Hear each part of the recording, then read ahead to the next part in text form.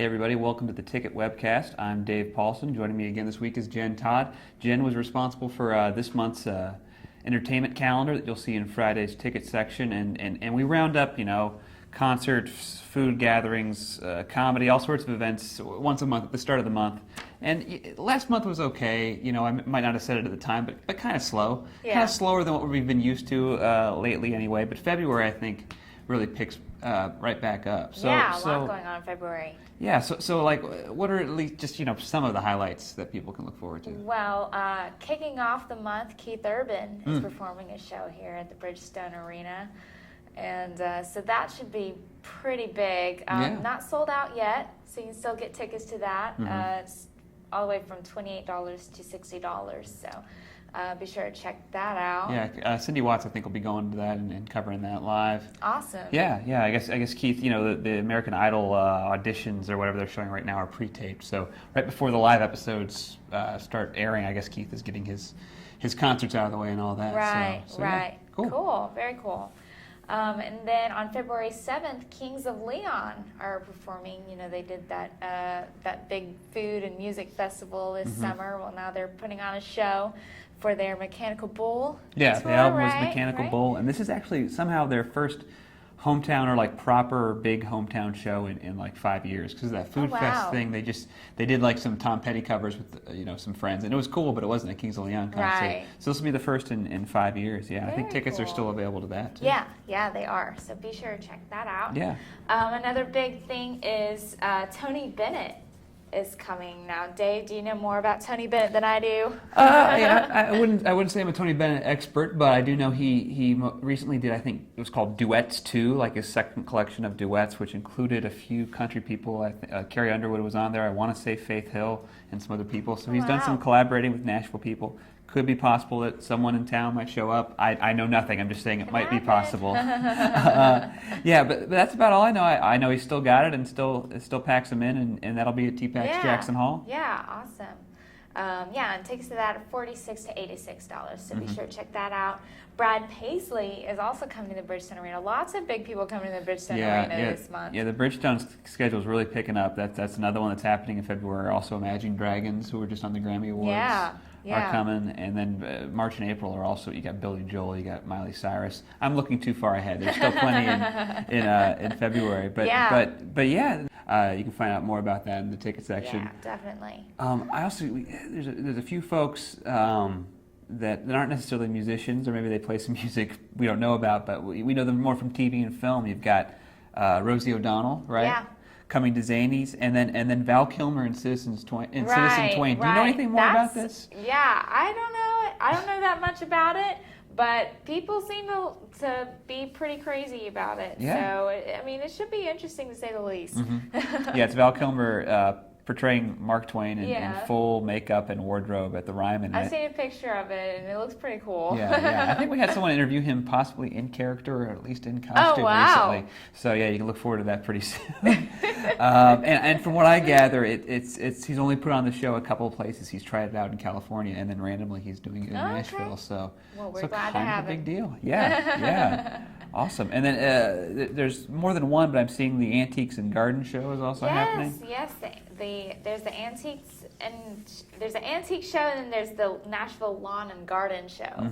So stepping away from music, you guys can check those out. The Lawn and Garden show is it's held at the State Fairgrounds, and that is at the end of the month, February 27th through March 2nd. So you actually have a few days to check that one out.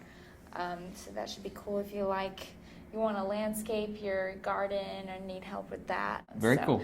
Yeah, so that should be pretty cool. Yeah, and you mentioned before we went on the air something about Otaku South. They're doing something? Yes, Otaku South, that's it's a pop-up ramen restaurant. Well, they're having this fundraiser to basically help cancer organizations, and they're getting a whole bunch of big ramen chefs from all over the country to come to Nashville and create some ramen, and there's going to be live music too, so that should be pretty cool. And that one is on February 15th, so just after Valentine's Day at Marathon Music Works. Yeah, awesome. Okay, you brought up Marathon Music Works. I'll mention a few things happening this weekend. On Friday, I wrote this way. Marathon Music Works will probably be filled with morons on Friday, because that is the Deadhead-esque name that fans of the jam band Mo have given themselves, apparently. All so right. that's their term, not mine. So they're like, it's sort of in that tradition of Grateful Dead and Fish, and I know it's kind of unfair to lump everyone under that one umbrella, but if you're into that stuff, you probably already know Mo, and if not, you'd probably dig it. That's happening Friday at Marathon Music Works. The band has now been around for 25 years, and Roots of a Rebellion will open. Tickets are $25, and that's a 9 p.m. show. Another show happening this weekend, the Pixies are back, and they're back at the Ryman.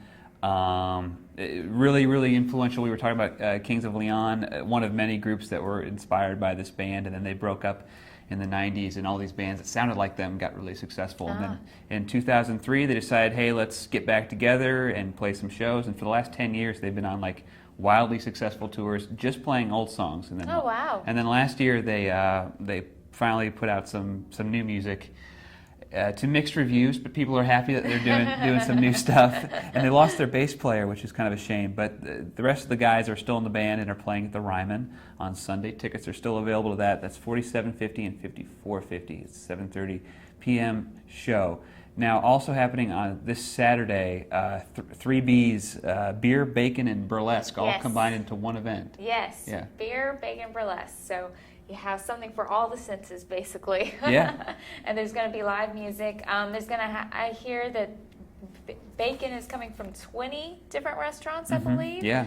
And then there's all kinds of craft beer. You got some local, like Fat Bottom, and then you have other places like Schlafly is going to be there. Lazy Magnolia is going to be there, or they're going to have beer there. So that should be cool. Music City Burlesque is going to perform 3 shows there, and then you have some girl-fronted local bands that are also going to perform.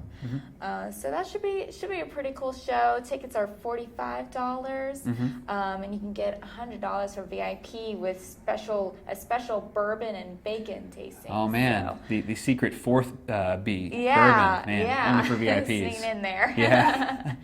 So, yeah, Cool. So be sure to check that out. That's on Saturday at Marathon Music Works. Yeah, and more info at beerbaconnash.com. One more thing I'll mention that I know I'll admit next to nothing about, but it's in the ticket section Friday through Sunday. Fiona Soltz says it's one part comedy, the other part philosophy. George Bernard Shaw's epic Man and Superman is a play that's happening. She says it's a rarely produced piece, so I'm not sure. You can find out why if you go see the show, I guess. But I'm sure it's maybe a lofty goal, a difficult thing to produce. I'm sure they've pulled it off. But that's happening at 7:30 p.m. Friday. Saturday, also at 7:30 p.m. and then 2:30 p.m. Sunday at Lipscomb University's Shamblin Theater. And then you can find out more details about all that at blackbirdnashville.com. That's all I've got this week. Jen, I think we've hit a lot of great stuff happening, and you can read more of it in Friday's ticket section. But thanks for watching, guys. We'll see you next week.